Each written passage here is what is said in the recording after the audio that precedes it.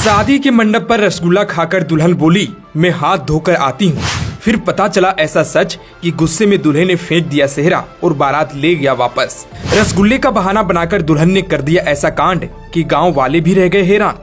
लड़की के पिता की आंखों में आ गए आंसू। जी हाँ, शादी का मंडप सजा था, गाजे बाजे के साथ बारात आई थी, वरमाला की रस्में पूरी हो चुकी थी। लेकिन जैसे ही दुल्हन ने रसगुल्ला खाया और कहा हाथ धोकर आती हूँ, और वहां से जो कहानी शुरू हुई उसने पूरे गांव को सन्न कर दिया, क्योंकि उस रसगुल्ले के बाद दुल्हन फिर कभी लौट कर नहीं आई।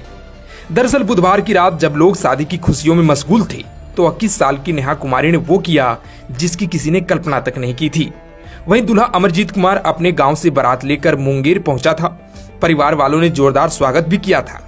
ढोल नगाड़ों की गूंज, हंसी ठिठोली के बीच वरमाला की रस्म में धूमधाम से पूरी हुई। रात गहराने लगी थी और अब बारी थी 7 फेरों की। दुल्हन नेहा को मंडप में लाया गया। वहां वो मुस्कुरा रही थी, सजी धजी दुल्हन जैसे हर कोई देख रहा था। लेकिन तभी कुछ ऐसा हुआ जो आज पूरे इलाके में चर्चा का विषय है। दरअसल नेहा ने मंडप पर बैठकर एक रसगुल्ला खाया और अचानक कहा कि मेरे हाथ चिपचिपे हो गए हैं, मैं बस हाथ धोकर आती हूँ। कोई शक भी नहीं कर सकता था कि ये एक बहाना था। सबको लगा कि दुल्हन हाथ धोने गई है। लेकिन मिनट बीतते गए, फिर आधा घंटा, फिर 1 घंटा, लेकिन नेहा वापस नहीं लौटी। परिजन बेचैन हो उठे। रिश्तेदारों ने खोजबीन शुरू की। दुल्हन के कमरे की तलाशी ले गई, लेकिन वहां कोई नहीं था। तभी किसी ने बताया कि नेहा अपने प्रेमी के साथ चली गई। ये सुनते ही माहौल सन्नाटे में बदल गया। दूल्हा अमरजीत, जो अब तक फेरे लेने के लिए इंतजार में था, जैसे ही यह खबर सुनी उसका पारा चढ़ गया। उसने गुस्से में अपना सेहरा उतारकर जमीन पर फेंक दिया। बारात में आए अन्य लोगों ने भी गुस्से में अपनी पगड़ियां उतार दी। शादी का मंडप जो कुछ घंटे पहले खुशियों से गूंज रहा था, अब मातम सा सन्नाटा ओढ़ चुका था। वही दूल्हे के पिता का कहना है कि इस शादी के लिए लड़की पक्ष से 2.5 लाख रुपए दहेज भी बिल दिया गया था। नवंबर 2024 में ही इस शादी की तारीख तय हुई थी, लेकिन किसी कारणवश टल गई। अब जब फिर से 23 अप्रैल को नई तारीख रखी गई तो इन मौके पर यह सब हो गया।